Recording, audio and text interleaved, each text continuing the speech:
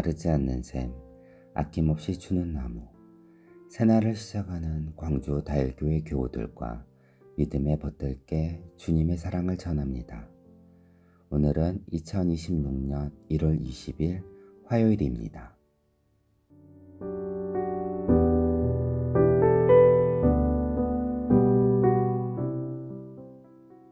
오늘 하루를 주님 안에서 시작하며 찬양과 함께 조용히 기도드리십시오.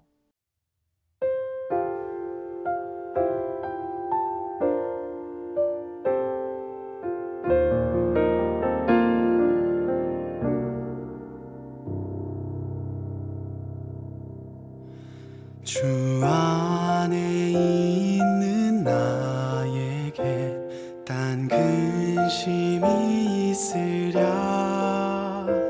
십자가 밑에 나가 내 짐을 풀었네. 그 두려움이 변하여 내 기도 되었고, 전날의 한숨 변하여 내 노래 되었네. 주님을 찬송하면서 할렐루야 할렐루야. 내 앞길 멀고 험해도 나 주님만 따라가리.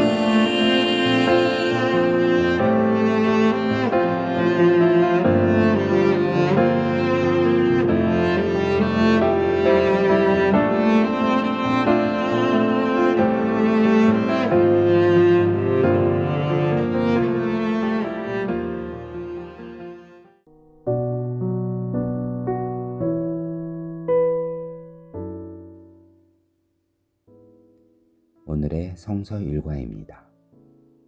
구약 사무엘상 15장 10절에서 31절, 시편 86편, 신약 사도행전 5장 1절에서 6절, 그중 사도행전 말씀으로 묵상합니다. 아나니아라 하는 사람이 그의 아내 삽비라와 더불어 소유를 팔아 그 값에서 얼마를 감춤해 그 아내도 알더라. 얼마만 가져다가 사도들의 발 앞에 두니 베드로가 이르되, 아나니아야, 어찌하여 사탄이 내 마음에 가득하여 내게 성령을 속이고 땅값 얼마를 감추었느냐. 땅이 그대로 있을 때에는 내 땅이 아니며 판 후에도 내 마음대로 할 수가 없더냐. 어찌하여 이 일을 내 마음에 두었느냐. 사람에게 거짓말한 것이 아니요 하나님께로다. 아나니아가 이 말을 듣고 엎드려져 혼이 떠나니 이 일을 듣는 사람이 다 크게 두려워하더라. 젊은 사람들이 일어나 시신을 싸서 메고 나가 장사하니라. 아멘. 우리에게 주신 주님의 말씀입니다.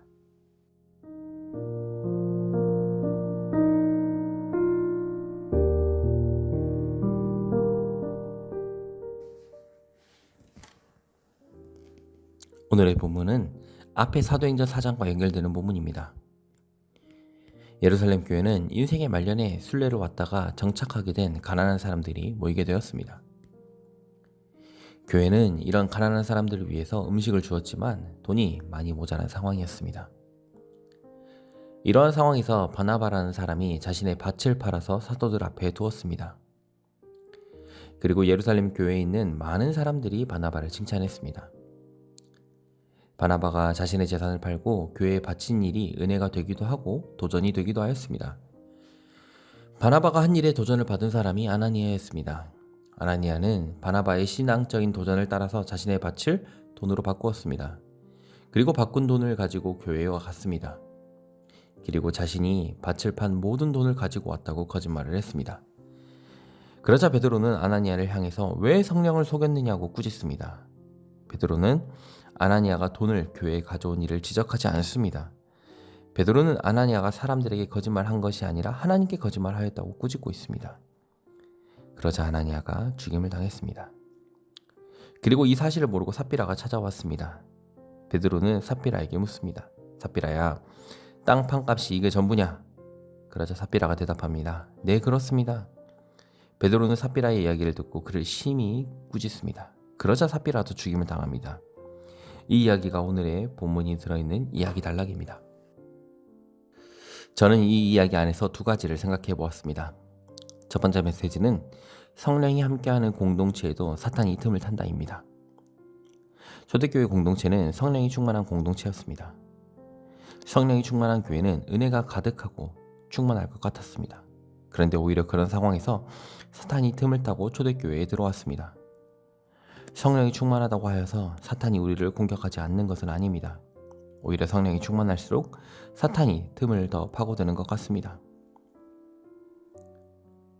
두 번째 메시지는 반대 메시지입니다. 사탄이 지배한 공동체에도 성령이 함께 하신다입니다. 그런데 이 메시지는 사탄이 지배한 세상 같은데 오히려 성령이 그곳에 함께 하신다는 뜻입니다. 인도 슈자쿠의 침묵이라는 소설의 이야기로 설교를 마치려고 합니다. 1800년대 일본의 선교사들이 입국했습니다. 일본에서는 기독교인들을 박해했습니다. 그들은 다양한 방식으로 기독교인들을 확인했습니다. 성화를 밟고 지나가라고 하거나 예수님의 이름을 모욕해 보라고 했습니다. 그러던 중에 한 포르투갈 선교사가 자신의 스승이 배교했다는 소식을 듣고 이를 확인하기 위해서 일본에 들어왔습니다. 그는 돌아다니면서 수많은 기독교인들을 만났습니다. 그리고 그들에게 위로를 전해주었습니다. 그러네 일본 사람들도 포르투갈 선교사가 일본으로 들어왔다는 사실을 알고 그를 찾기 위해서 온 마을을 뒤졌습니다.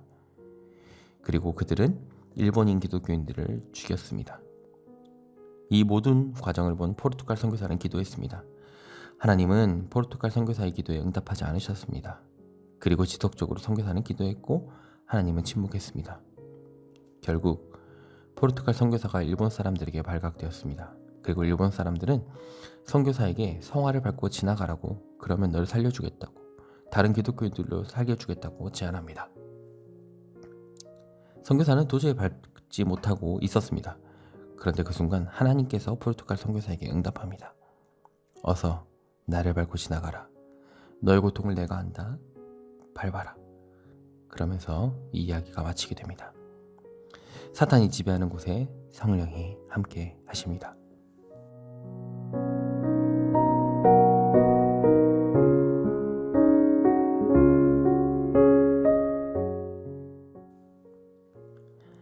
주님, 우리 가운데 함께하여 주소서. 사탄이 우리를 틈타지 않도록 지켜주소서. 예수님의 이름으로 기도합니다. 아멘.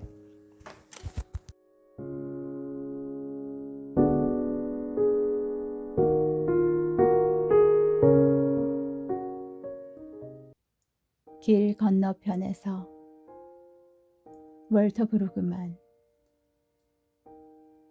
주님이 어떻게 하실지 알아냈다고 생각할 즈음 주님은 길 건너편에서 나타나 저희를 놀라게 하십니다. 약속으로 혹은 위협으로, 뒤에 혹은 앞에서 주님은 저희에게 나타나십니다.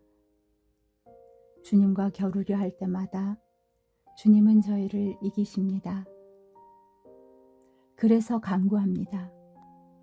저희에게 약간의 여유와 자유와 용기를 허락하시어 주님과 저희 자신에게 합당한 방법으로 주님을 대하게 하소서.